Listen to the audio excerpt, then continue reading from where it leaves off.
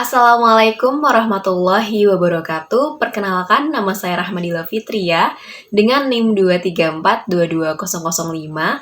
Hari ini saya akan menjelaskan mengenai buku Akidah Islam yang diterbitkan oleh Kementerian Agama Republik Indonesia untuk Madrasah Aliyah kelas 12. Saya akan mengambil salah satu bab dalam buku Akidah Islam, yaitu mengenai etika dalam pergaulan Islam, di mana dalam buku tersebut memuat 4 peta konsep. Yang pertama adalah etika bergaul kepada orang yang lebih tua, kemudian yang kedua adalah etika bergaul kepada orang yang lebih muda, kemudian yang ketiga adalah etika bergaul kepada teman sebaya, dan yang terakhir adalah etika bergaul kepada lawan jenis. Baik teman-teman, kita akan memulainya dari apa itu definisi dari etika. Jika kita berbicara mengenai etika, tidak akan jauh dari kata baik, buruk, hak, dan juga kewajiban. Dalam bahasa Arab, etika adalah adab, yang berarti kebiasaan yang diturunkan dari satu generasi ke generasi berikutnya. Menurut Al-Jurjani, adab adalah pengetahuan yang dapat menjauhkan kita dari kelalaian. Dan Islam juga mengajarkan kita untuk senantiasa beretika dan juga bergaul dengan baik. Selanjutnya, kita akan memasuki bagian yang kedua, yaitu macam-macam etika. Yang pertama adalah etika kepada orang yang lebih tua. Teman-teman udah pada tahu belum kalau dalam agama Islam itu orang tua terbagi menjadi 3 loh. Yang pertama adalah orang tua kita, yaitu bapak dan juga ibu kita yang sudah membesarkan kita sejak kita kecil hingga kita besar. Kemudian yang kedua adalah kedua mertua kita.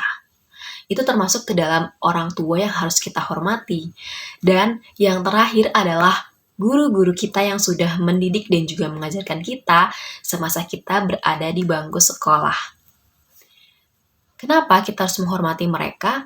Karena 3 bagian orang-orang tua yang harus kita hormati tadi adalah orang-orang yang memiliki banyak sekali jasa dalam hidup kita. Sehingga dalam Al-Quran mereka disebutkan berhak untuk mendapatkan sopan, santun, didahulukan, dan juga dihormati teman-teman. Sopan santunnya seperti apa? Seperti contohnya, ketika kita lewat depan mereka, ya kita harus menundukkan badan kita, membungkukkan badan kita, dan juga menyapa mereka ketika bertemu di jalan. Pak, Bu, apa kabar? Kepada guru-guru kita contohnya, dan juga kepada orang tua, kita hendaknya untuk mengucapkan salam, tersenyum, menanyakan kabar mereka sedang apa, dan juga ketika orang tua kita menyuruh kita untuk melakukan hal-hal yang buruk, dan itu tidak diperintahkan oleh agama kita, tentunya tidak diwajibkan bagi kita untuk menjalankan perintah tersebut ya teman-teman. Kemudian yang kedua adalah menjaga etika kita kepada teman sebaya. Bagaimana cara kita untuk memperlakukan teman sebaya kita atau teman-teman yang umurnya nggak beda jauh nih sama kita, paling cuma beda sebulan 2 bulan atau mungkin beda setahun 2 tahun doang. Nah, kita mungkin bingung ya teman-teman untuk memposisikan diri bagaimana cara kita untuk bersikap kepada teman-teman yang seumuran. Ternyata dalam Islam Allah telah mengaturnya dengan sebaik mungkin, sehingga dalam Al-Quran disebutkan bahwa kita diharuskan untuk tolong-menolong kepada teman-teman kita yang juga umurnya gak beda jauh nih sama kita. Jika teman kita membutuhkan bantuan, kita bisa bantu mungkin sebisa kita, atau juga ketika kita butuh bantuan sama mereka, kita juga dapat meminta bantuan kepada mereka. Nah, kemudian yang kedua adalah menjaga silaturahmi kepada teman sebaya kita.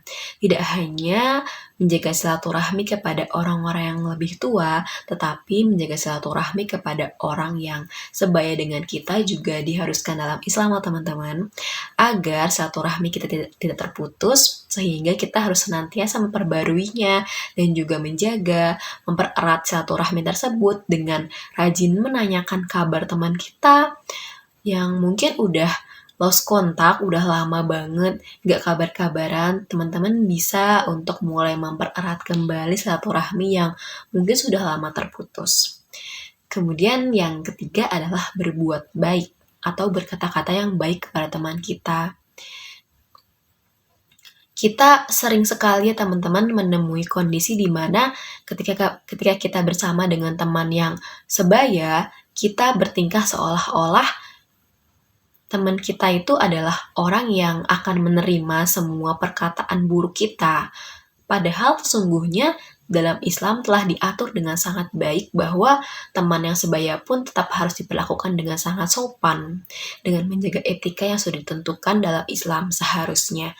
Dengan cara apa? Dengan cara memanggil teman tersebut dengan panggilan yang disukai oleh dia, dan juga meminta maaf, tolong, dan terima kasih jika kita melakukan sebuah kesalahan atau mungkin teman kita telah membantu kita dan juga meminta bantuan kepada kita. Seperti itu teman-teman. Sehingga terdapat adab-adab yang jelas dalam kita memperlakukan teman kita yang memiliki umur yang tidak jauh daripada kita. Kemudian teman-teman, etika yang ketiga yang perlu diperhatikan adalah etika bergaul kepada orang yang lebih muda. Ternyata dalam Islam itu komplit banget ya. Etika kepada orang yang lebih muda juga disebutkan loh dalam Al-Quran. Yang pertama adalah menyayangi mereka dengan tulus. Iya, kita harus menyayangi orang yang lebih muda dengan setulus mungkin ya teman-teman. Entah itu adik kita, entah itu adik kelas kita, entah itu orang-orang yang kita temui di jalan yang umurnya ada di bawah kita atau mungkin jauh sekali gap umurnya dengan kita harus menyayangi mereka dengan tulus. Karena kenapa? Karena dalam Islam itu sangat mencintai sebuah persaudaraan. Kemudian selanjutnya adalah menasihati ke arah kebaikan. Jadi teman-teman, ketika mungkin kita menemukan orang yang lebih muda daripada kita itu melakukan sebuah kesalahan yang kita sudah tahu nih apa sih yang harus dilakukan oleh orang tersebut ketika mereka menemui sebuah kesalahan yang mungkin juga dulunya kita pernah melakukannya dan kita nggak mau nih terulang kembali kepada dia gitu. Kita harus menasihatinya dengan cara yang lebih baik, dengan cara yang sopan dan juga santun tentunya, tanpa kita menyindir dia, tanpa kita kemudian merasa bahwa kita sih paling benar. Yaitu kita dengan cara apa? Dengan cara merangkul, dengan cara kemudian dinasihati dengan nasihat terbaik dan juga nasihat yang niatnya mengarahkan dia kepada jalan kebaikan. Etika pergaulan yang terakhir adalah etika pergaulan dengan lawan jenis. Islam sesungguhnya tidak melarang bagi umatnya untuk bergaul antar laki-laki dan juga perempuan. Tetapi Islam membatasi di mana jika sesuatu itu tidak dibatasi dan tidak dibuat aturan, maka dikhawatirkan akan terjadi sebuah sebuah kehancuran ya teman-teman. Dikhawatirkan akan terjadi perzinahan, perselingkuhan mungkin, dan juga akan terjadi perbuatan-perbuatan maksiat yang tidak kita inginkan. Baik, yang pertama adalah kita harus menjaga aurat ya teman-teman. Jika kita ingin bergaul dengan lawan jenis itu diperbolehkan loh sesungguhnya. Diperbolehkannya dalam hal-hal bidang apa saja, dalam bidang kesehatan, pendidikan, bermuamalah, dan bidang-bidang lainnya itu diperbolehkan dengan catatan bahwa yang pertama kita harus menutup aurat. Menutup aurat dengan baik itu juga termasuk ke dalam etika pergaulan dalam Islam loh.